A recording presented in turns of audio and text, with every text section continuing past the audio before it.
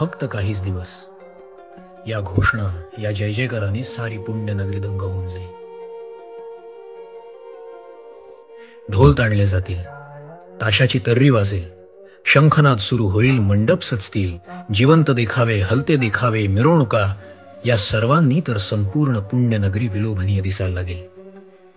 आणि त्याचबरोबर दुसऱ्या बाजूला दारू पिऊन मिरवणुकीत नाचणारे लोक, रस्त्यावरती केलेला कचरा, नदीच्या प्रवाहात विसर्जन केलेल्या गणेश मूर्ती आणि दरवर्षी बदलणारा आपला गणेशोत्सव.